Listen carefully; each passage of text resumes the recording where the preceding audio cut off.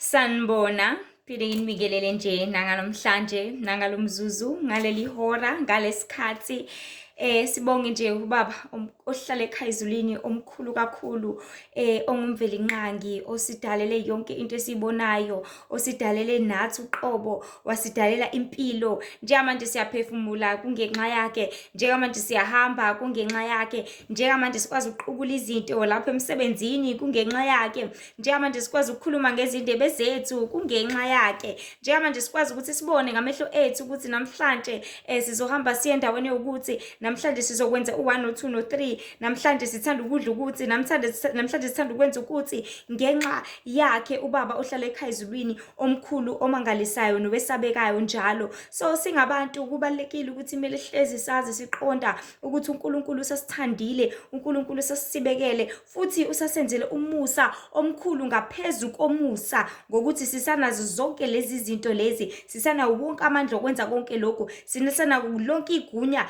lokwenza esikuthandayo, usanegunya lezi ngezinyawo zakho ukuthi uhambe ufinyele lapho uyakhona, usanegunya ngezindebe zakho ukuthi ukhulume nanoma yini oyithandayo, usanegunya ngezindlebe zakho ukuthi ukwazi ukulalela uzwe, usanegunya ngamehlo akho ukuthi qaphele okubukayo ngoba uJesu sezulwini uyabona okusemhlabeni ngaso sonke isikhathi. So singabantu nje kumele hlezi silibonga ithuba uNkulunkulu asibusisa ngalo, sihlezi silithakasela ngokuba abaningi abalifisayo yazi abalikhalelayo. Ngiyaye ngisho ukuthi in many cases abantu abasebeseyibhedlela or abagulela emakhaya or abanezicu thizeni balikhalela ithuba kuthola ukuthi umuntu vele wazalwa enesicu esimenza angakwazi ukuzihambela kahle, wazalwa engenaso isici esenza ukuthi akwazi ukuzizwela kahle. Abuka abanye abantu athi ngiyafisa nami ukube nganginjengawe, ngiyafisa nami ukube nganginezindlebe ezikwazi ukulalela, ngiyafisa ukube nami ngangenawo amalimi, ngiyafisa ukube ngangikwazi ukwenza konke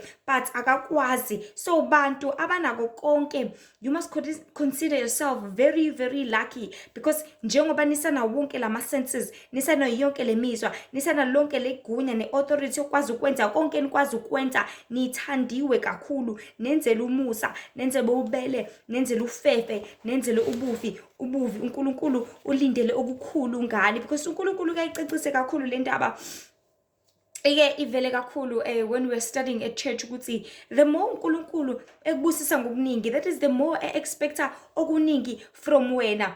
If you are granted an opportunity ukuthi ube umphathi emsebenzini ku-expect okuningi kuwena ukuthi abantu balidele ngendlela efanelekile, ukuthi njengoba uyi-manager usimanage ngampela kahle futhi staff, ukuthi njengoba uyi-supervisor ubasupervise ngampela abasebenzi, ubagade, wenze yonke into o-responsible for yona, ukuthi njengoba uyi-class rep esikoleni, you are a representative yeklasi, kumele urepresente abantu abaphethwe kahle noma abenza kahle because you are the one that is responsible for these people to do good ngani ngeziyalezo zakho. But it's very unfortunate vele njengamanje ukuthi even ongaphezulu engenza kahle noma enze kangcono but abantu abasafuna ukutshelwa manje, abantu abasafuna ukuyalwa manje, abantu abasafuni ukuhanjiswa endleleni elungile nendlela efanelekile, sebezenzela umathanda ngendlela yabo, indlela abacabanga ngayo, ababona ngayo. But the most important thing, it is for everyone to do their job. It is for you to do lokho kulindeleke kuwena. Ukuthi abantu bayakuthanda lokho noma bakuthandi, banendaba noma banendaba, they appreciate or not, but when I just do your job. It's just like uNkulunkulu, he does give us impilo every day, he just give us ama voices every day, he gives us everything ngaso sonke isikhathi, each and every day asibusise ngakho, nangakusasaphinda kubusise ngalokho, nangakusasaphinda kubusise ngalokho. But at the end of the day uyabona ukuthi abantu abasebenzisa ama voice abo to praise the Lord, abantu abasebenzisa ama voice abo ukuthi babonge uJehova, bakhuleke benze zonke izinto uNkulunkulu azilindele kubona. Abantu abasebenzisa impilo ukuthi baphilele uNkulunkulu ngendlela abayaleze ngayo, ngendlela athanda ngayo, nangendlela afisa ngayo. But the Lord, what is he doing? He keeps on doing the same thing. He keeps on granting the same gifts. He keeps on granting the same opportunity. He keeps on giving and giving and giving, and there will come a time lapho khona azokwesusa konke lokho, azokuncuza, azokuqeda nya kubantu because he has been giving them over and over again. So njengamanje siphila esikhathini lapho khona whoever has an opportunity to do something good, do it, whether abantu appreciate or not.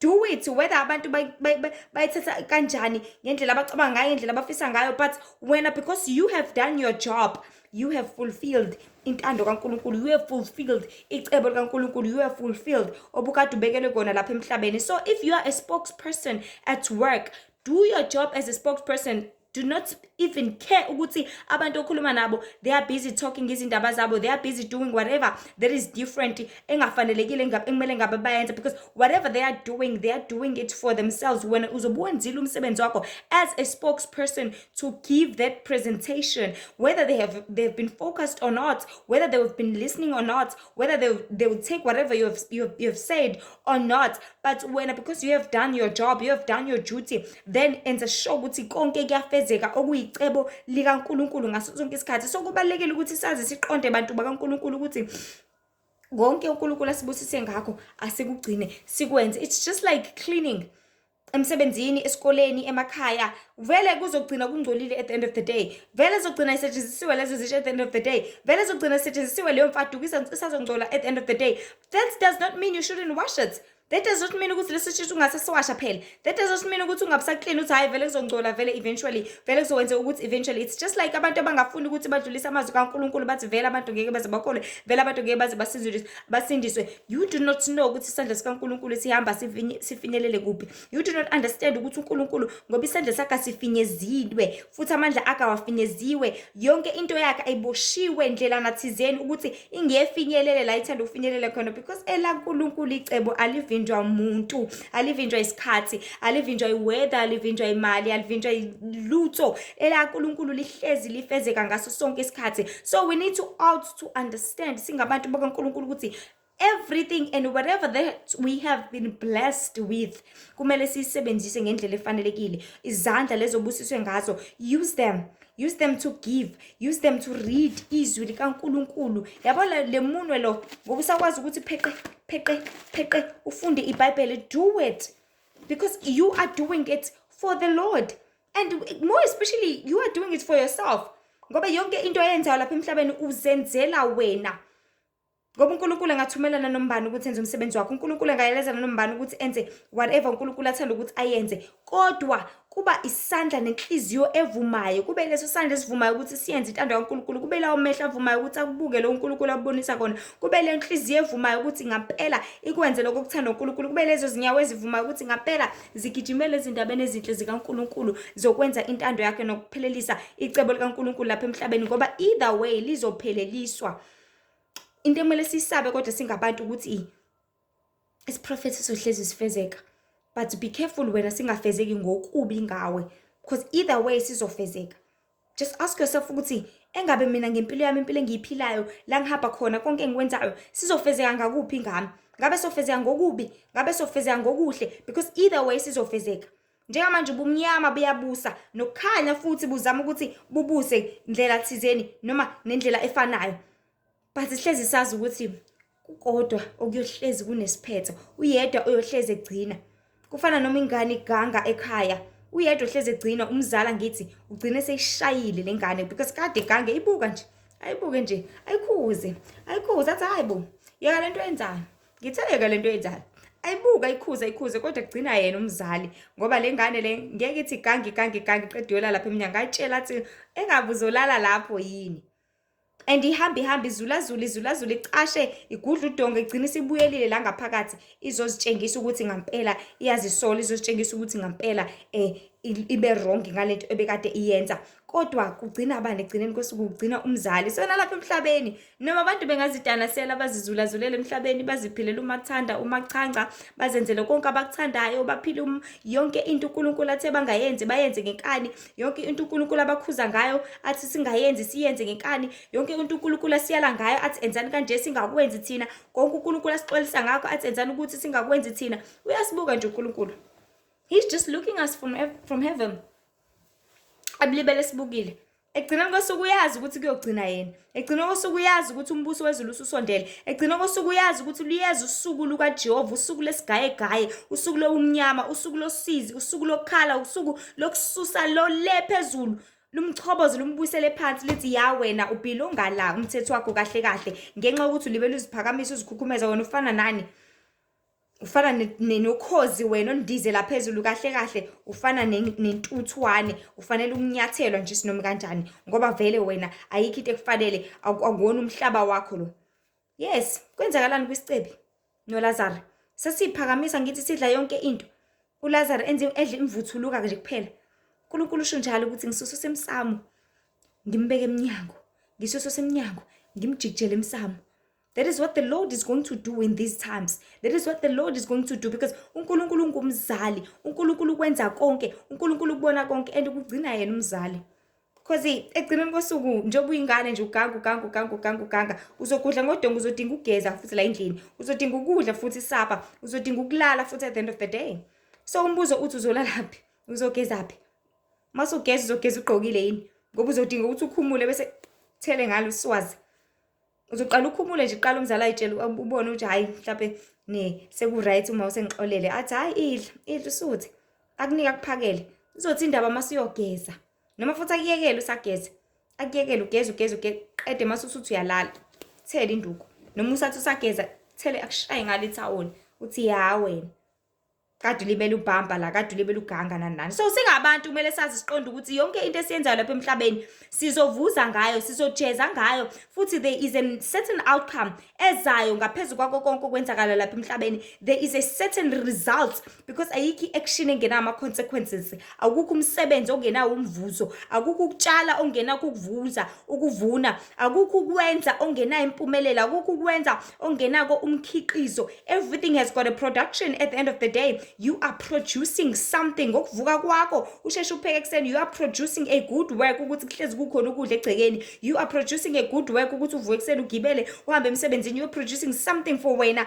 at the end of the week, ngo-30 bathini fourth night, ngomhla ka-15, ngomhla ka-25, ngomhla ka-30, ngomhla ka-1, ngomhla kabani. You are producing something for yourself by waking up and doing something that is going to be helpful for you. So singabantu bakaNkulunkulu kumele sazi siqonde ukuthi ngaso sonke isikhathi yonke into enzayo inomvuzo, inomthelela futhi ine-results ezoba khona noma ozoyibona ngako konke okwenzayo. So kumele siqaphele singabantu, sazi ukuthi kumele siholwe ngumoya weqiniso ngaso sonke isikhathi, siholwe nguNkulunkulu ezenzweni zonke. So asazini bantu ukuthi since we have hands, asisebenziseni izandla zethu ukwenza konke okufanelekile okuthandwa inkosi. Since we have eyes, isikhathi njengamanje sokugcina sokuthi amehlo ethu sifunde izwi. Isikhathi njengamanje sokuthi amehlo ethu senze okufanelekile. Isikhathi njengamanje sokuthi amehlo ethu abuke lapho sihamba khona, aqaphele. Ithi incwadi kwabase Efesu ukuthi lindani niqinile, isitha senu uSathane siyabhonga njengebhubesi sifuna esingamgwinya. Sorry, it's not incwadi yabase Efesu. I think it's Thessalonians. Sorry, let me quickly check. Sorry, uPetru kuqala chapter 5 lapha ku verse 8 othi qondani nilinde, isitha senu uSathane siyahamba njengebhubesi elibhodlayo sifuna esingamgwinya. So njengamanje we are out to wait.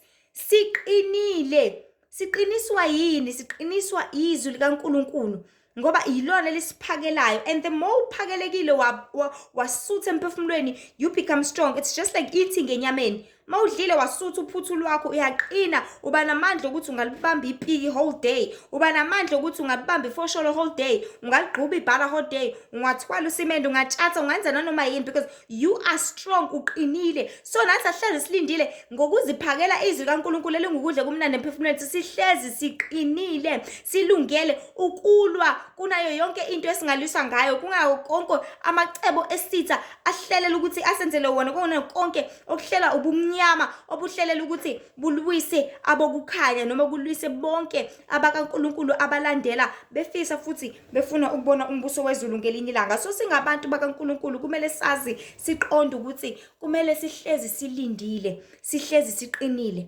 You have to always be vigilant, be cautious, be sober minded. Hlala njalo ngaso sonke isikhathi uqaphelile yonke into. So nje isihloko sethu engifisa nje sikhulume ngaso nje sifishane kakhulu ngalesi sikhathi sithi yaluswa ungaqhutshwa. Yaluswa ungaqhutshwa. Yazi abantu baNkulunkulu, uNkulunkulu indlela anobubele ngayo, anomusa ngayo, anothando ngayo, akekho umuntu amenzisa into ngenkani. Ayekho umuntu amenzisa into umqhuba unless if you are an angel, uyingelosi. Ngoba vele kusuke kuyi-duty yakho, kusuke umsebenzi wakho, you are commanded to do that. So but thina abantu esisenyameni, uNkulunkulu uletha umyalezo, alethe isiprofetho, alethe intshumayelo, alethe whatever asuke kuletho ngaleso sikhathi osuke ku-necessary, but ekugcineni kosuku uyake ngizothini angasiphoqi ekuthenini sikwenze ngenkani. Kufana noma uzoba umfundisi, uzoba umbhishopi, noma uzobe sinye nje, noma isiphi isithunywa sikaNkulunkulu, whatever uNkulunkulu akuthembile ngakho, ukuthemba with more and more and more. If ebona ukuthi lokho akuthembile ngakho uyakugcina ukwenze, uyakudlulisa uxwayise, uyakuqhubekisa futhi uyayiveza inkazimulo kaNkulunkulu nentando kaNkulunkulu, uyawenza wonke umsebenzi athanda ukuthi upheleliswe noma wenziwe kubantwana bakhe. But kunjalo akaphoqile muntu, kodwa uyasidlulisela phela, because singabantu lapha emhlabeni, most people would say ukuthi we are kings, ithina abantu ababusayo lapha emhlabeni, ithina abantu abanegunya nanani. Well, which is very very true. Ithina vele abantu abanegunya, ithina abantu abazidecidelayo ukuthi okay, we are taking left, we are taking right. But engithanda sikwazi siqonde ukuthi njengoba bohlala ekhaya ezulwini, kubalekile ukuthi ngaso sonke isikhathi, even though we have an authority to do whatever we like ngesikhathi sethu nangokubona kwethu, kodwa ngaso sonke isikhathi ukuze uNkulunkulu ezokwazi ukuthi ahlale nathi, ukuze uNkulunkulu ezokwazi ukuthi asisize, ukuze uNkulunkulu ezokwazi ukuthi asenzele konke ngokontando yakhe nangokothando lakhe uJesu Kristu, kuzomela sikwazi ukuthi simlalele njalo umoya, simthobele njalo umoya, singamcunuli futhi, because uyacasuka. Akekho umuntu ongacasuki bengalalelwa, akekho umuntu ongacasuki mengeziwa, akekho umuntu ongacasuki uzayeka athi okay ngoba ngilalelwa, ngoba wangizwa, ngoba afuni ukungithatha notithi, ngoba akafuni ukupay attention to whatever that I'm saying to them, then angimiyekele kanjalo, ngimshiye kanjalo. Wonke umuntu uthanda ukulalelwa, wonke umuntu uthanda ukuthotshelwa, wonke umuntu uthanda ukuzwiwa, kwenziwe lokho okuthandwa kuyena. But ngenxa yobubele nomusa kaNkulunkulu ongaphezulu ngomuntu, alibele unyusa umusa, alibele unyusa umusa, alibele unyusa ngaso sonke isikhathi, uyake alinde thina athi sewulethile umyalezo, phinde futhi kube yithina esikuthatha sikwenze kaNkulunkulu ngendlela esingakwenza ngayo, seeing izimpilo esiziphilayo, seeing ama circumstances esiphila ngaphansi kwawo, seeing yonke into ekhona. And yithi futhi esisuke sinegunya lokuthi siqhelise konke okungavimbezela icebo laNkulunkulu ukuthi lifezeke, siqhelise konke ongavimbezela ukuthi umsebenzi waNkulunkulu ufezeke, siqhelise konke okungasenza sivimbezeleke nanoma singawuphelelisi umsebenzi kaNkulunkulu asiyaleza ukuthi sizowuphelelisa lapha emhlabeni. Kodwa ngaphezulu kwakho konke lokho, I would like to specify ukuthi uNkulunkulu akaphoqi muntu, kodwa uNkulunkulu uyathanda ukuthi abantu bamlalele, bamthobele, ebesebenza intando yakhe, because the Lord understand ukuthi we are humans, the Lord understand ukuthi sisenyameni, the Lord understand futhi ukuthi siphila impilo enjani, especially uJesu Kristu, because naye wafika wa-experience le mpilo yasenyameni, wa-experience ukuthi kunjani ukuphila, wa-experience ukuthi kunjani ukucabanga, kunjani ukuphefumula, kunjani ukuba nemizwa, kunjani ukukhuluma, kunjani ukuzwa, kunjani ukuba senyameni le esikuyona nathi. But kunjalo wakwazi ukuyiphila impilo yasezulwini esenyameni, kunjalo wakwazi ukumthobela uNkulunkulu khona esenyameni, kunjalo wakwazi ukuthi awufeze wonke umsebenzi awuze lapha emhlabeni, wakwazi ukuthi enze izibonakaliso, wakwazi ukuthi aphilise, aphulukise, wakwazi ukuthi ashumayele, wakwazi ukuthi aye entabeni, wakwazi ukuthi akhuleke njalo ngokunxusa, wakwazi ukuthi abhabhadise, wangena emanzini, wakwazi ukuthi afundise, wakwenza konke ebuphila ubuzulu lapha enyameni. And uJesu, I'm not saying ngaloko engizokusho njengamanje ukuthi there's something wrong with having everything othanda ukuthi ube nayo lapha emhlabeni, but what I'm saying ukuthi uJesu didn't care about any riches wakhona lapha emhlabeni, because wayengenazo imbuzi, engenazo inkomo, engenakhaya, engena lutho, ngoba wayazi ukuthi lapha emhlabeni yena uzofezekisa icebo laNkulunkulu, wayazi ukuthi lapha emhlabeni yena uzophila ubuzulu, wayazi ukuthi lapha emhlabeni uzokwenza umsebenzi wokukhazimulisa uJehova babohlala ekhaya ezulwini, wokwenza intando kababohlala ekhaya ezulwini. That is why nathi esifundisa encwadini kaMateyu, Matthew 6, ukuthi mayenziwe intando kaNkulunkulu emhlabeni njengoba yenziwe ekhaya ezulwini. Kenziwa kanjani ekhaya izulu intando yaNkulunkulu, kuthotshelwa uNkulunkulu, uyalalelwa, uyadunyiswa, kuculwe uHosana ngaso sonke isikhathi. So singabantu bakaNkulunkulu sihlalelwe ukwenzani ngokuthi ngezinyawo zethu thina-ke lapha emhlabeni sikwazi ukuthi sihambise izindaba ezinhle zikaNkulunkulu. Wherever or whoever esezinethile kuyena zamnetha njengemvula, kumele athi ekumanteni kwakhe ahambe ayocontsisela nabanye ekuthenini baqonde bazi ukuthi uNkulunkulu uyaphila, uJesu inkosi nomsindisi. Kumele bazisindise, baziphulukise, bazihlenge kanjani kulolu laka olukhulu kangaka lukaNkulunkulu oluzayo, njengoba sisezikhathini zokugcina sihlalela ukuthi sidluliselane lawo mazwi ukuthi nalu ulaka lwaNkulunkulu naku konakala emhlabeni. Qaphelani bantu, dedane ebini, enzani kanje nakanje, nizisize, nizihlenge, sindisani imphefumulo yenu, sindisani ingaphakathi lenu, ukuze noma nificwe ukufa nazi ukuthi niyohlala eparadise, ezweni lokulinda, nilinde ukubuya kwemfelethu uJesu Kristu ezolanda ibandla lakhe. Ningahambi niseningale kwethuna, seniyakhala, senezinkinga, nokuningi eningazi ukuthi ningakulungisa nikusolve kanjani. So ngaleso sikhathi nangaleyo ndlela uNkulunkulu into athanda ukuthi sikhazimulise noma into ekuthanda ukuthi yenziwe kulesi sikhathi sokuphila noma kulesi sikhathi sokugcina, ukuthi amazwi akhe asabalale. So abantu bakaNkulunkulu, they are out to choose yonke into ehlangene noNkulunkulu, yonke into engavimbezela icebo laNkulunkulu ukuthi lifezeke ngawe, ngezandla zakho, ngezinyawo zakho. Throw that away, lahla konke lokho, ukuze uhlezi unamandla okwenza intando kaNkulunkulu, uhlezi unegunya, uhlezi unentshisekelo, uhlezi unogqozi, uhlezi unothando, ungakhathali uvilapha uthi ngezinyawo zami namhlanje ngeke ngize ngikwazi, ubuka kuyanethe kuyabanda kanjani, ngeke ngize ngikwazi. But you need to be ready at all times. Ngezandla zakho you need to be ready at all times, ngezindebe zakho you need to be ready at all times, ukuthi ushumayele izindaba ezinhle, izindaba zombuso wezulu,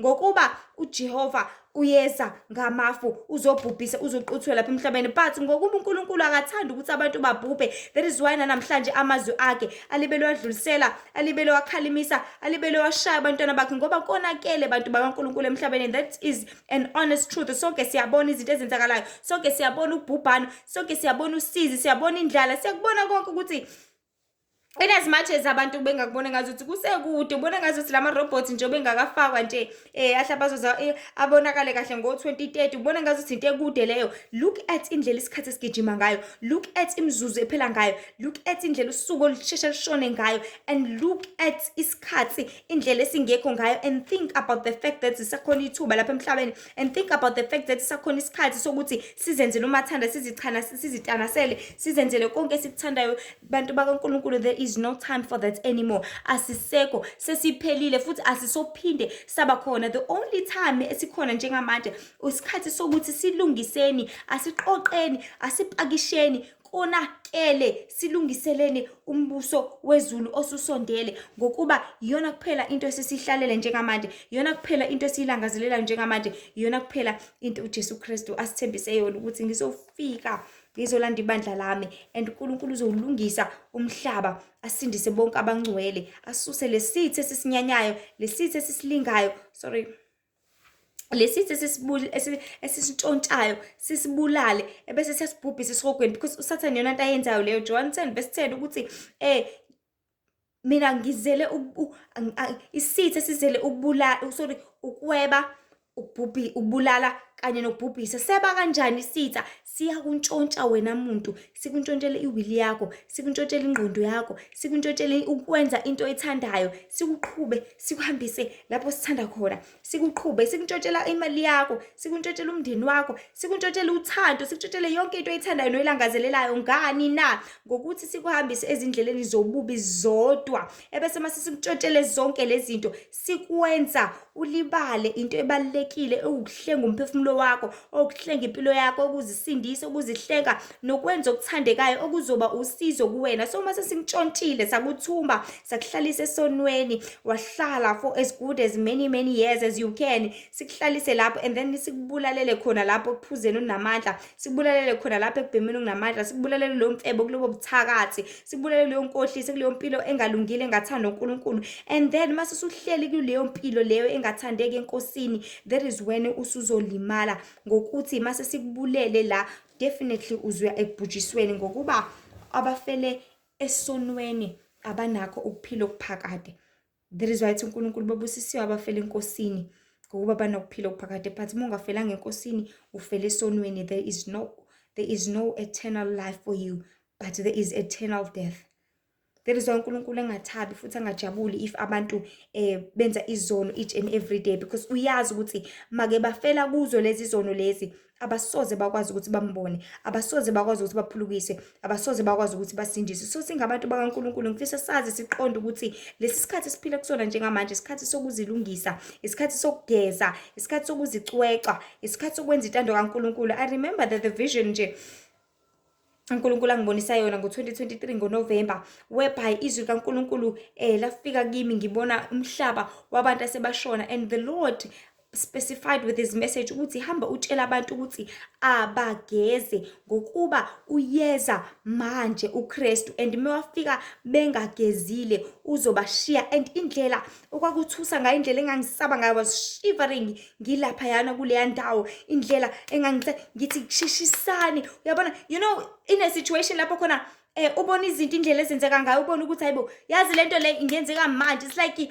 uba wazi ukuthi kunomuntu ozayo uzokulanda, uyazi ukuthi engafika nanoma nini, useze wafona wathi lalela sengijiki khona lokugcina sengingenela ngalapho, uyazi ukuthi ma Nkosiyami angigqokile, wey Nkosiyami usuyabamba uyayeka. You know that feeling ngoba nayo, leyo feeling yokutatazela, leyo feeling yokuxhamazela, leyo feeling leyo ekwenza ukuthi ngaso sonke isikhathi ungahlaliseki. That's the same feeling I had in that vision. Ngisaba, and I came back and I was shivering ngendlela esimanga, ngikhala, indlela okwesabeka ngayo, indlela engangizitshela ukuthi hawe ma konakala singabhabhadisiwe bengagezile abantu, uKristu uzobashiya ngempela. So siphila esikhathini lapho khona abantu bakaNkulunkulu into ekuhlalele wena ungakabhabhadiswa, amukela uJesu Nkosi umsindisi ubhabhadiswe. Into ekuhlalele wena uma ungamazi uNkulunkulu, sondelana noNkulunkulu ngokufunda izwi lakhe, sondelana noNkulunkulu ngokwenza intando yakhe, sondelana naye ngayo yonke indlela ongenza ngayo, khona uzokwazi ukuthi uhlengwe usindiswe. Ngoba nakho ukufa ungakuthatha noma yini, ngoba nakho ukufa ngakubhubhisa noma yini. Ziningi izinto ezenzakala njengamanje emhlabeni, abantu sebebulawa iyona yonke into enhlobo lento ekhona. Kwama-chips lawo esitshela ukuthi siyayithabisa siyayithokozisa ngawo, they are killers. Kwawuchocolate uyitshela ukuthi uyakuthakazisa uyakubusisa kanti uyabulala. Kwawukudla lokho utshela ukuthi kumnandi kunespice kuthakiwe ukuthi kanti kuthakathiwe kuthakathela ukuthi kubulale wena. Everything is a killer njengamanje. Even the water esiwaphuzayo uzitshela ukuthi oh azamhlophe Nkosi kamnandi, kanti anojiki phakathi. That jiki has got chemicals, ama-chemicals afike enzeni esiswini sakho, enzeni kwisibindi sakho, enzeni kuzona zonke lezi zinto. People, we are being killed ngayo yonke into.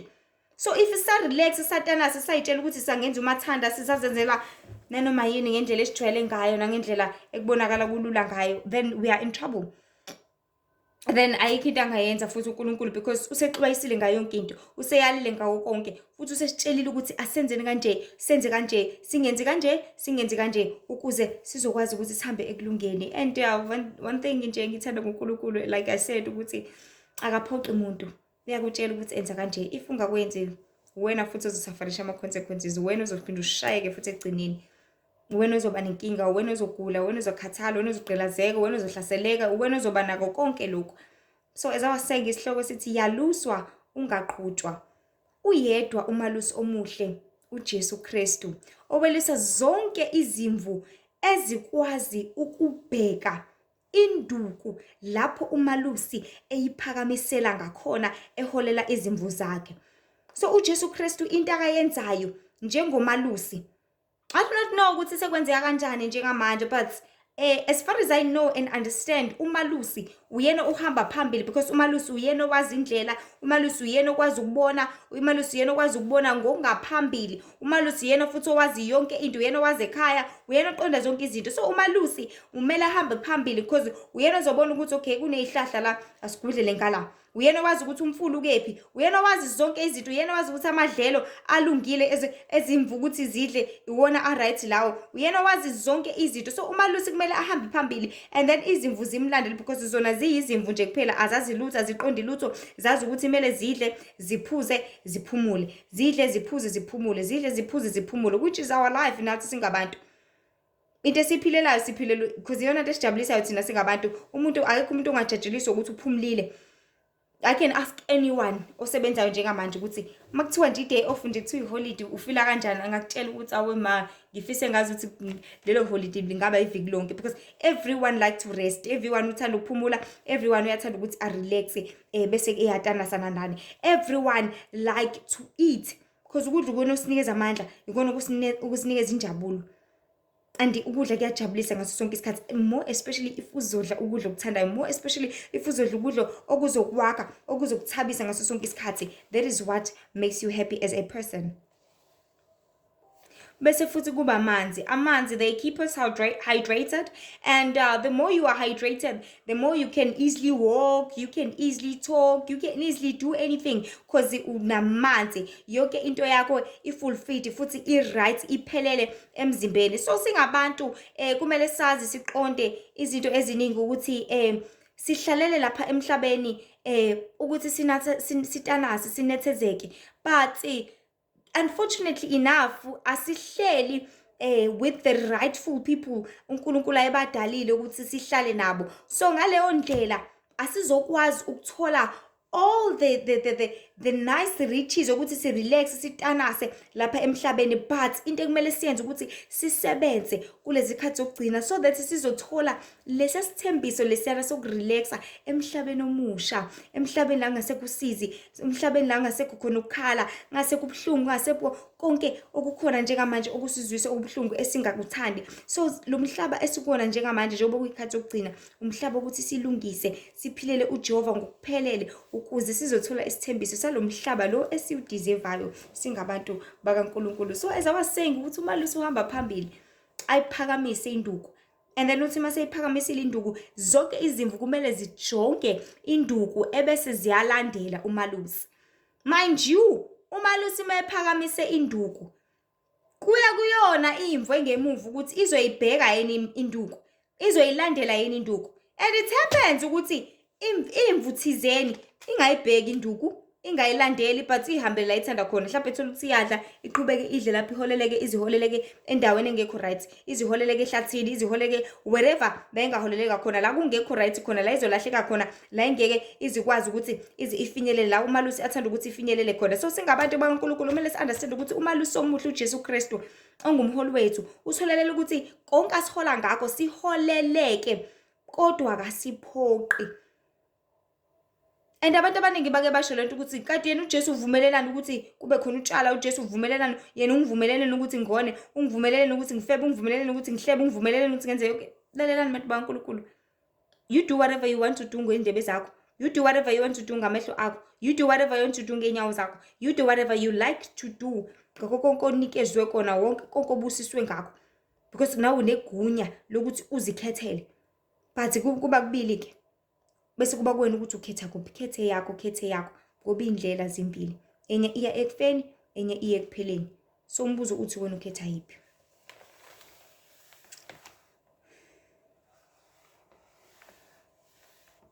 So ukuze imvu ikwazi ukuthi izifinyelele ekhaya, kudingeka ukuthi ngawasusa amehlo ayo uMalusi, kudinga ukuthi ngawasusa amehlo ayo kuleya nduku liyana ezoyiholela ekulungeni izifinyelele lapho kufanelekile ukuthi ifinyelele khona.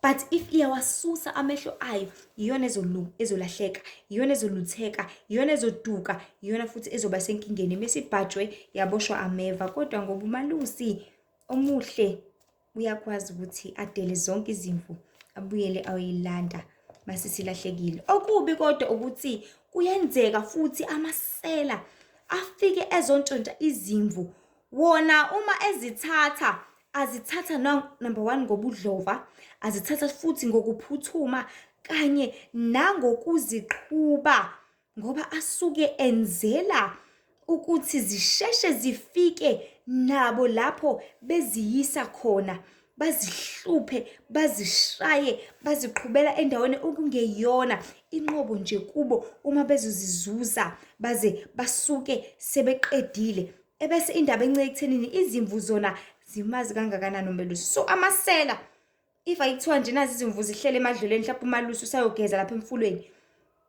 beqhamuka azofika ayishayela ukuthi zifuna zigijime zisheshe uMalusi engakabuyi, zisheshe zigijime bayishaye bevulele la beholela khona. Bayazihlupha lezimvu, bayazishaya lezimvu, abaziphathi kahle. Ngobani bafuna yonke into iphuthume, angaze anake, angaze abone umelusi, ngoba umelusi mengaba la ngeke baze bakwazi ukuthi bayithole. So that is what is happening to people njengamanje. Isizwe sifuna ukuthi sisheshe sishwankathele. If ungenayo uJesu empilweni yakho, if uJesu engekho eduze kwakho, if inkazimulo kaNkulunkulu ingenayo, ingamile, ingakusiza, ingakubiyela, ingakwenzeli lutho, then ngaso sonke isikhathi usengcupheni yokuthi usheshe ushonkathelwe isitha. Usengcupheni ukuthi isitha sheshe sikuzuze ngokuthi sikushaye ngezinkinga zasemhlabeni, uthi hayi ngiyakudinga umsebenzi, ngiyakudinga ukuthi nokuthi, ebese uzukhohlwa ukwenza intando kaNkulunkulu, ebese uzukhohlwa ukuthi kumele uzibiyele, uzukhohlwa ukuthi kumele ukhuleke, uzukhohlwa ukuthi kumele uzisize, uzukhohlwa zonke lezi zinto. Usafarisha empilweni, uholwa imoya emibi yobumnyama, ikukhokhisa imali, imoya yamadlozi, ikukhokhisa zonke izinto, uphathe kabi emoyeni, uhlezi ukhala, uhlezi usunosizo, uhlezi ucomplain, uhlezi ukhala ngezinto eziningi, because wena awuzange nangelodwa ilanga wazibiyela ngoNkulunkulu ozokusiza kuyona yonke into. Awulalelanga umelusi, awuhlalanga futhi awumqondi umelusi ukuthi uholelana ngendlela efanelekile, uholelana ngokuthula nangothando. Bona uzobona yonke into, yonke impilo iphuthuma, u-shortcut, wenza yonke into, ubona yonke into engazuthi ihamba kahle, kanti uholeleka endleleni engekho right, kanti aweluswa, usuyaqhutshwa. So kuncike ekuthenini izimvu zona zimazi kangakanani umalusi wazo, zimazi kangakanani futhi ukuthi uzilusa kanjani, uphatha yiphi induku, futhi ekhaya ziyazi yini indlela ebheke khona, ukuthi uma kungeyona zibone ukuthi ngathi sekunogcopho lapha, engathi uqhamu usewugejile umgodi, ngeke, akusekona, akusenjalo, sesiyalahleka njengamanje. Uluntu luphila impilo yokungaluswa abantu baNkulunkulu. Abantu baphila impilo yokuqhutshwa, beqhutshwa izinkanuko zabo, beqhutshwa behamba ezindleleni zobumnyama. Kodwa siyazi ukuthi uma ungeluswa uyaqhutshwa, njengezimvu eziqhutshwa ubumnyama, eziqhutshwa amasela. So izinkanuko zakho ziyisela nje kuphela efuna ukuntshontshelwa injabulo yakho. Injabulo lobu uzoyithola ngoJesu Kristu, obuzoyithola ngokuthi udedele nabomondlo wakho, udedele nabomalusi wakho, udedele nabomfundisi wakho, udedele nabomduduzi wakho, udedele nabokhanya kwakho, udedele abe umsibekeli nokwenzela konke empilweni yakho. So ngale nkathi ungamdedeli, uzoqhutshwa izinkanuko zakho ziqhubele kanti sezikuhambisa endleleni engafanelekile, kanti usuyalahleka ekhaya futhi usuyaduka, uzofohleleka emahlathini. Ngokuba isitha yiso esinguyise wawo wonke amanga nenkohliso, futhi uma sikuqhuba unganaki. Number 1, uzitshela ukuthi hayi wenza into wena oyithandayo, kanti le nkanuko yenyama ikuqhubela esonweni esikulidela ekufeni at the end of the day.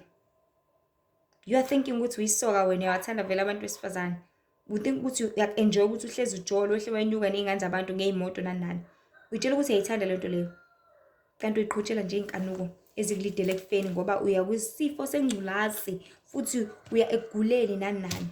Uyitshela ukuthi uyayithanda lento oyenzayo, uyabuthanda utshalo, it tastes nice, brutal fruits bani, kanti it's busy hurting and destroying your livers, nciphisa impilo yakho. Engikwaziyo ngomalusi ukuthi akaphoqi izimvu ukuthi zimlandele ngenkani, kepha uyaye azinikeze ithuba lokuthi zimubheke lapho eyakhona, ebese ziyamlandela. Edukayo ayilande. Ngimthanda ngalokho nje umalusi omuhle, ukuthi loyo odukileyo akamlahli kanjalo, akamshiyi kanjalo, kodwa uyamlanda lapho engamkhona, ambuyisele endleleni, ambuyisele ekhaya, ukuze akwazi ukuthi asindiswe, aphephe, akwazi ukuthi abuyele ebukhoneni bukaNkulunkulu. Lapho futhi nakhona akakwenzi ngempoqo, kodwa ukwenza ngokuvuma kwemvu, kepha amasela ahamba ngemuva. Njengamanje siphila esikhathini lapho khona iy'nkomo ihamba phambili, umalusi ahambise ngemuva, umalusi ahambe ngemuva. And then mase siy'nkomo seyiduka, ulibele yishaya iy'nkomo, zazini ngoba aziqondi lutho. That is what is happening njengamanje. That is why abantu sebejwayele ukuthi bayaqhutshwa, abasajwayele ukuthi bayathobela, balalele, babheke, bese behamba la beyalezwe khona la bebona khona ukuthi nayi indlela efanelekile nelungile nezosiholela ekhaya. Kepha amasela ahamba ngemuva aphoqelele izimvu zonke ukuthi maziye lapho kuthanda khona wona ngenkani futhi, ngoba vele awanandaba awanazwele nezimvu futhi azifunela inzuzo ngendlela azifunela ngayo. That is what is happening with imimoya njengamanje. Imimoya ayinendaba nabantu. Ayinendaba umoya ukuthi wena uzizwa kanjani ngokuthi imali awunamali ebhenki ukuthi uyakhala uhlanganaphi. Kunalokho uzokuhleka ukuhlekele lokho. Amadimoni awanendaba ukuthi wena uphatheke kabi, awanendaba ukuthi wena ushonelwe, awanendaba ukuthi wena awunakudla, awanendaba kunalokho ajabula kabi. So that is what is happening. Amasela, they do not care ukuthi abantu banjani, but ayifunela inzuzo yabo. So amadimoni ayifunela inzuzo ukuthi babe baningi esihogweni.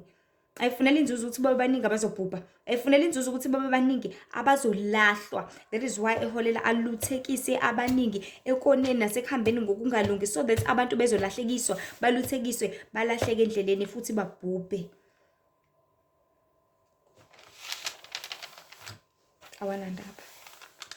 Awanandaba. So ngisho kuthiwa izimvu zikhala kangakanani,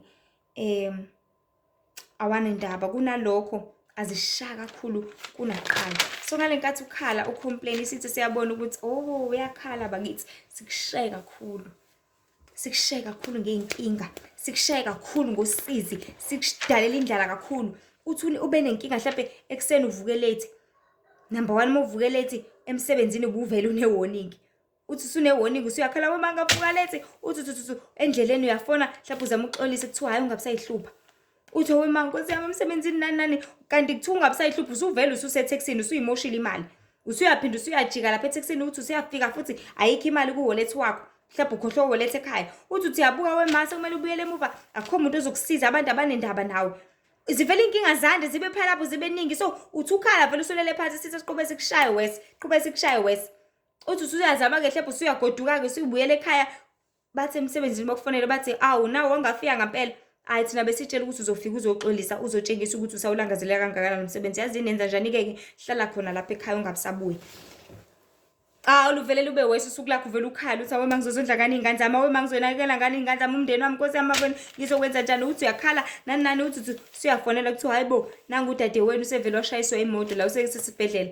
Lapha unamali ngisho isente ebhenki semele wenze njani, semele uboleka imali ugijime because niba u2 kuphela kuma wakho and sebeshonile bonke ukusele wena nodade wenu, kuyaphoqa ukuthi hambe umbone esibhedlela. Izinkinga zivele zande zibe u10, zibe u20, zibe u30 in one day. So uthi usulele phansi qhubeke zikushaye zikunethe isithe sikushaye khona unjalo because asinendaba nawe, sinendaba nenjabulo yakho, sinendaba ukuthi uright noma wrong noma kwenzakalani ngawe, but sikufuna ukuthi sikubone ungekho right, untothomela, uhlezi unenkinga ngaso sonke isikhathi. So ikanjalo nendaba yokuphila kwethu bantu bakaNkulunkulu uma singaholwa uJesu lapha emhlabeni onesandla esihle, esinothando, esinobumnene, esiholela asilungise asiluse ekulungeni, asilusele nasekhaya. Isitha sizosiqhubela sizibusele kubantu, sizoqhubeka sizibusele kubantu ngokubakhonzisa abanye uNkulunkulu, laba bazokudalela inkinga, abazokudalela usizi, abazokugqilaza, abazokwenzela impilo yakho nje vele ibheke phansi. Sibathwalisa kanzima, sibakhokhisa izinto ezingapheli, imicimbi njalo kumele wenze umcimbi, nemali engekho, nemsebenzi engekho, kuningi. But sifuna ukushaya khona usuphansi usunjalo, khona usukhala usunjalo sikushaye khona usuphansi. So siholela abantu ekoneni ngazo zonke izinkanuko zokuthanda izwe nako konke okwalo. Athi umuntu eholeleka ekuphuzeni ngenxa yezinkinga noma ekubhemeni nasekufemeni imbala. Sorry, athi umuntu uholeleke ekubhemeni because ube ne-stress somsebenzi, because ube ne-stress sempilo. Athi uholeleke ekuphuzeni because ube ne-stress so1 or 2 or 3, ubefuna ukukhohlwa ngeenkinga. Kanjani because uthi usubuyele ekubeni soba, phinde futhi inkinga isanjalo. Still umsebenzi awukho. Still usanjalo nje akakajiki ngisho kodwa. Futhi ngenxa yenkohliso namanga asezibusela njengamanje emhlabeni. Ngaleyo ndlela abantu bakaNkulunkulu ukuze sikwazi ukubona ukuthi siholwa isiphi isandla, asiqaphele ukuthi ngabe siyaluswa yini noma siyaqhutshwa.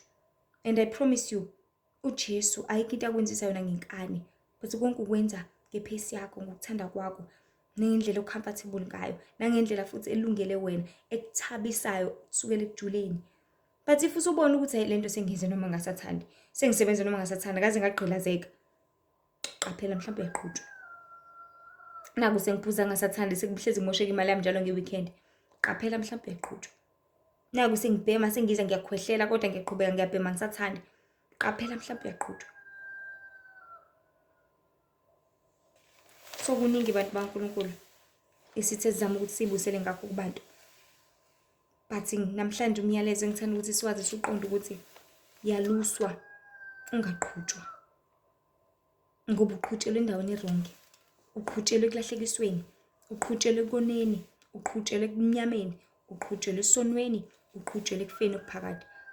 But if waluswa ngumsindisi, waluswa nguJesu Kristu, waluswa imvana, waluswa inkazimulo yakhe, waluselwa ekhanyeni, waluselwa ekhaya, waluselwa ekudleni ukudla kuyimpilo, waluselwa ekwenzeni kahle, waluselwa entandweni kaNkulunkulu, waluselwa ekuthenjisweni isithembiso sangunaphakade sombuso wezulu. So asiqapheleni singaqhutshwa singabantu. Uqhutshwe noma ungasathandi, uqhutshwe ngenkani, uqhutshwe kubuhlungu. But asilusweni, siluseke nathi. Sibe izimvu ezilalelayo, ezithobekileyo, ezithobela umdali wezulu nomhlaba, ezithobela uNkulunkulu ongcwele, ezithobela inkazimulo kaNkulunkulu, ezenza intando kaNkulunkulu ngokuthandeka enkosini ezothabisa thina. Sikuze ngelinye ilanga singeze sakhala. Ngoba leli thuba leli uNkulunkulu asibusise ngalo ilona kuphela. Alisokuphinde laba khona elinye, alisokuphinde laba khona elinye elifana naleli, but ngaso sonke isikhathi leli thuba ilona lodwa. Lesi sikhathi isona sodwa. Lesi sikhathi isona kuphela futhi esingakwazi ukuthi sisondele kuJehova umdali wezulu nomhlaba. Isona kuphela esingakwazi ukuthi siqaphele ezindlela zonke esizihambayo singabantu ukuthi zisilidele ekufeni okuphakade yini noma sizilidele ukuphileni okuphakade na. Ngoba whatever yenzayo, like I said, every action has got consequences. For every action there is a reaction. Konke okwenzayo kunomvuzo wako, konke okwenzayo kunemphumela, konke okwenzayo kune-results, kunekusasa, kunesivuno sikakhona. Ngoba uyatshala, yabo empilweni yakho, whatever uyenzayo njengamanje, whether uyasebenza, whether uyafunda, whether uyashumayela, whether uyakhonza, whether wenza anything or whatever oyenzayo, uphethe ipiki, or uphethe ifosholo, or uphethe igeja, or uphethe whatever eyithuluzi, ubhizi uyasebenza, uzisebenzela wena. Qaphela ukuthi ukusebenza kwakho uzovunani, uzozuzani, uzotholani futhi kusasa. Ngoba whatever that you are doing, you are harvesting for yourself. You are harvesting for your tomorrow. You are harvesting for your soul. Because ngaso sonke isikhathi kumele siyazi singabantu ukuthi even though kukuningi esingakwenza lapha emhlabeni, even though kukuningi esingakulangazelela sikhandlekele sikwenze, but what about your soul? What about umphefumulo wakho? Wona ngoba wona ungafi, futhi wona ophila ingunaphakade. Iwona odinga ukuthi usetshenzelwe each and every day lapha emhlabeni. Iwona odinga ukuthi usetshenzelwe each and every time lapha emhlabeni. So are you working for umphefumulo wakho? Ngabe uyawusebenzela yini wona? Singabe matasa kakhulu udlula isikhathi kumele sibe naso for umphefumulo wethu. Singabe matasa kakhulu ukudlula isikhathi kumele sibe naso ukuze siziphulukise thina. So masingakamazi uKristu, asibuyele kumazini umfelo wethu. Asibuyele kumqondeni uJesu Kristu. Ngoba usithembise isikhulu isithembiso ukuthi uzosinakekela, uzosigcina. Sorry bantu baNkulunkulu, I just want to open nje izwi that ukudla ngikudle nje ekuseni obekade kumnandi kakhulu. I just wanted to share this word ngalesikhathi. Yes, I found this word. Ukudla nje uNkulunkulu akangiphakela kona namhlanje kuseni mangivuka. Incwadi yokuhlakanipha kwaSolomoni, Izaga 27 verse 7 othi, umphefumulo osuthiyo uyanengwa yizinyosi, kepha umphefumulo olambileyo konke okubabayo kumnandi. So bantu bakaNkulunkulu, as I was saying ukuthi siphila esikhathini lapho khona we are out to be feeding more imiphefumulo yethu ngaso sonke isikhathi, ngazo zonke izindlela. How are we feeding imiphefumulo yethu? Siyifida ngezwi likaNkulunkulu, siyifida ngothando kaNkulunkulu, siyifida ngokuthi siyiphakele, sidumise uNkulunkulu, sihlabelele, sikhonze, sikhulume ngezwi kaNkulunkulu, sikhuleke. That is when you are feeding your soul, because uyinikeza lokhu ekuthandayo. So uthi uNkulunkulu namhlanje ngamazwi okuhlakanipha, umphefumulo osuthi uyanengwa yizinyosi, shuthi uhlezi ujabulile njengekhekhe lezinyosi. Malisho njalo izwi kaNkulunkulu ukuthi into emnandi. So uhlezi uthabile, uthokozile ngaso sonke isikhathi, kepha umphefumulo olambileyo konke okubabayo kumnandi. So whether if your soul is hungry, noma umphefumulo wakho ulambile, ungawusuthisi ngezwi kaNkulunkulu, ungawusuthisi ngokudumisa, ngokukhonza, ngokuhlabelela, ngokucula, nangokwenza konke okuthandekayo enkosini, okuthandekayo kuwona, uthola nanoma yini. Ngisho kuthiwa into ebabayo, ngisho kuthiwa inkohliso, ngisho kuthiwa inhlebo, ngisho kuthiwa whatever khona lapha emhlabeni, uyayithabela. Ubona kumnandi. Why? Because when awukho filled with lokho okudingayo, awukho filled with lokho okuhlezi ukunxanela noma uhlezi ukulangazelela. It's just like mawuzodla emzimbeni wakho, awuyazi into emnandi, mhlawumbe awazi ukuthi amakhekhe amnandi. Mawuzodla nje mhlawumbe inhlaba, uzoyizwa imnandi, uzoyizwa ithakasela, uzoyizwa ikuthokozisa, because awukwazi okumnandi, usuthokoziswa inaloko kubi, because awukwazi okumnandi. Wena uthokoziswa utshwala because awazi ukuthi kumnandi kangakanani ukukhonza uJehova. Wena uthokoziswa ukuhlala lapho kuleyo club, ukuhlala kuleyo tavern, ukuhlala kuleyo ndawo leyo, uyitshela ukuthi kumnandi. Kanti yona ndawo ebabayo leyo, yona ndawo engekho right, because umphefumulo wakho is not filled with lokho okumnandi kwangampela, kweqiniso, lokho okudingwa umphefumulo wakho. So umphefumulo wakho usuthatshiswa inanoma yini, ngisho kuthiwa iyababa, ngisho kuthiwa yimbi, ngisho kuthiwa ibhitha, ngisho kuthiwa inkohliso kangakanani, wona uthabe ujabule because usuthatha nanoma yini onikezwa yona, because awukwazi okuhle nokumnandi nokuyisidingo okudingakalayo kuwona ngaphakathi ngaso sonke isikhathi. So abantu bakaNkulunkulu, we need to understand ukuthi ngaso sonke isikhathi imphefumulo yethu ihlezi ilangazelela uJehova. Umphefumulo wakho awulangazeleli lokho unikeza kona. If ungamnikezi uNkulunkulu, ungaphakeli izwi kaNkulunkulu umphefumulo wakho, awujabulile. If ungaphakeli ukukhonza uJehova, awujabulile. If ungaphakeli ukudumisa, awujabulile. If ungaphakeli ukulalela at least even izingoma zasenkonzweni, awujabulile. If you do not go to church, if ungayenzi into kaNkulunkulu, your soul is not happy. Usuzojabulela nanoma yini oyinikeza wona, kodwa ngaphakathi uyabubula, uyakhala, because uyazi ukuthi uyophelelaphi ngayo yonke lento uyigxinisha enyameni yakho. So bantu bakaNkulunkulu, asingaqhutshwa izinkanuko ezingafanelekile, asingaqhutshwa izinkanuko ezisilidele bubini, ezisitshotshela isikhathi sethu, ezisitshotshela izimpilo zethu, ezisitshotshela igunya lethu. Because wherever your soul is uplifted, that is when unewili yokwenza nanoma yini oyithandayo. That is when unethuba, unegunya. That is when une-authority, unothando lokuthi ushisekele nanoma yini nayo yonke into ehlangene noNkulunkulu. But if lokho kususiwe noma wancishwa kona, waphucwa kona, then you are unable, then awukhoni, then awukwazi. Ngaleyo ndlela, if ungayenzi into oyithandayo lapha emhlabeni, kwenzakalani ngawe? Uyaqhutshwa.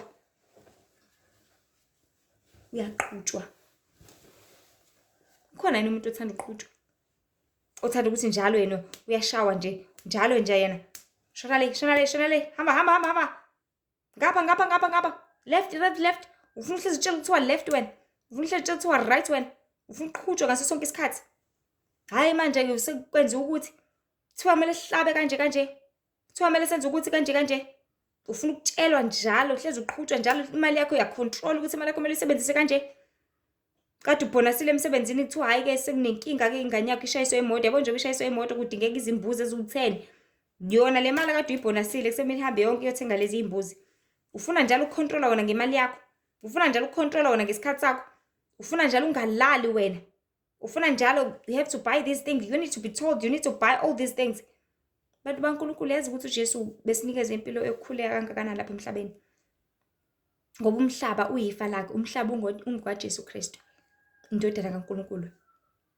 So thina if sizozenzela umathando nomatanasa lapha emhlabeni, sithini kuJesu kahle kahle? Sithi Jesu Kristu, asikudeserve ukuhlala kulo mhlaba wakho. Asikudeserve ukuthola ifa lakho. But-ke bantu baNkulunkulu, mase nje sengivala le ndaba nale nkulumo, ngithi yazi uJesu usinikezile isithembiso esihle. Bathi owazana nami, osindisiwe, wahlengwa wabhabhadiswa, uyofumana ukuphila okuphakade. Uyothola ithuba embusweni wezulu. Ngoba uJesu usinikeza isithembiso esikhulu sokuthi luzophela lonke lolu sizi, konke lokukhala okukhalayo lapha ekhaya mama baba, konke lokuhlupheka, lonke lolu sizi, konke lama complaints, zonke lezi zilingo, konke lokwenza ungasathanda lokuqhutshwa, konke lokufa ongake singakuthanda, akekho umuntu okuthandayo ukufa, sonke siyathanda ukuthi sihlale nemndeni yethu over and over again. Konke kukhona njengamanje. Usithembisile uJesu Kristu ukuthi kuyowesulwa. Athi encwadini yakhe azisule izinyembezi, ukufa kusayi kuba khona nokukhala nosizi. Ngoba okudala sekudlulile, sekuvele kusha. But ukuze sikubone konke lokho bantu bakaNkulunkulu, kumele senze njani? Kumele sazane noJesu njengenkosi nomsindisi. Kumele sisindiswe, sihlengwe, sibhabhadiswe, sizisize thina ukuze sikwazi ukubona umbuso wezulu, ukuze sikwazi ukuhlala ebukhuleni bukaJesu, ukuze sikwazi ukuthola lelifa leli uJesu elingelake, sihlale naye enkazimulweni ngoba siyathanda ukumbona enkazimulweni. So asizilungiseni kulesi sikhathi sokugcina. Sisaphiwe ithuba, cabanga uJesu kuwumhlaba wakhe lona. Kodwa ubhizi uyasincengela thina futhi bantu. Wazosifela ngegazi lakhe, esifela ukuthi sikwazi ukuthi sixolelwe. Wanikela ngoqobo lwakhe. Singakudeserve konke lokho asenzele kona, kodwa wakwenza kunjalo. Wasesenikelile ngoqobo lwakhe, wathi ngishiyela umduduzo umoya engcwele ozonisiza nifundise konke aniqondise endleleni. Wathi sekwenzekile konke lokho, wasethi uJesu usesesihlalweni sobukhosi manje, usengummeli, uyasiqinisela kuba uNkulunkulu ukuthi noma sonile masiguqa ngedolo sithi sicela intethelelo, akwazi ukuthi athi baba, ngegazi lami, ngemvimbo yami, buka, ngicela ukuthi athethelelwe. Ebese uyathethelelwa ngempela muntu. Njengamanje uhlalele lokho uJesu Kristu ukuthi ulibe luthethelelwa wena, ulibe luqhubeka uphiliswa wena, ulibe lunikeza igunya ukuthi usebenzise izandla zakho wena, ulibe lunikeza igunya ukuthi usebenzise indebe zakho wena kodwa uyaqhubeka wenze ukuthandayo, ulibe usebenzise amehlo akho wena but uyaqhubeka ubuke ukuthandayo, ukwazi uqhubeka usebenzise indlebe zakho but wena uqhubeka wenze ukuthandayo, ukuthi ukwazi usebenzise izinyawo zakho but uyaqhubeka wenze ukuthandayo ngezinyawo zakho, hambe endaweni zobumnyama. Lapho umfelethi ubhizi uyakunisela, ubhizi uyakuncengela kuba uhlala ekhaya ezulwini. Ungummeli wethu njalo, simelayo phambi kaNkulunkulu. Ubhizi uyasincengela. Cabanga, imagine uzoba umntwana ekhaya. Naku umuzi wakini mkhulu muhle. Ubaba wakho, uhlala nobaba wakho kuphela. And leli khaya leli obviously njengoba nihlala nobaba wakho, kufana nokuthi umuzi wakho. Uwena owenza yonke into, ifridge, uma ufuna ukudla noma yini efridgini okwakho. Uma ufuna ukuthi udla amakhekhe owakho, uma ufuna ukuthi okwakho. Ebese kuba nabangani bakho ozobacelela ukuthi ngiyacela baba, ngiyacela ukuthi nabo bakwazi ukuthi bazohlala la ekhaya, ngiyacela baba. Athi ubaba wakho abangena abantu abangcwele kanje. Bese uyamncenga ukuthi ngiyacela baba, ngizocela ukuthi ngcono ngife ngegazi lami bakwazi ukuthi bahlanjululwe, bakwazi ukuthi bahlenge khona bezokwazi ukuthi nabo bangene la ekhaya, because ngiyathanda ukuthi nami babone leli khaya ukuthi lihle kanjani. So uJesu enze njalo, wenza njalo kuyimanje. Ubhizi yasincengela ukuthi sikwazi ukuthi singene embusweni wezulu nathi. Uyasinxusela ukuthi sikwazi ukuthi sibone inkazimulo, sihlale ekhaya lakhe, ekhaya lihle, ekhaya elimnandi, elikhaya nokuthula, elikhaya nothando. Sibuse kanye naye. So ubhizi yasinxusela, uyasincengela ngaleyo ndlela. Wona nje ubuncengelwa wakhe kuzokwenzakalani ngawe? Kusofika isikhathi ezothi khona uNkulunkulu ngeke labantu lebele bancengela Jesu, uyabona ukuthi benzani? Uyabona ukuthi abanendaba? Uyabona ukuthi baqhubeka bayona? Uyabona ukuthi babulala abantu? Uyabona ukuthi benza yonke into enengekayo? Ayikho iJesu into azoyenza naye.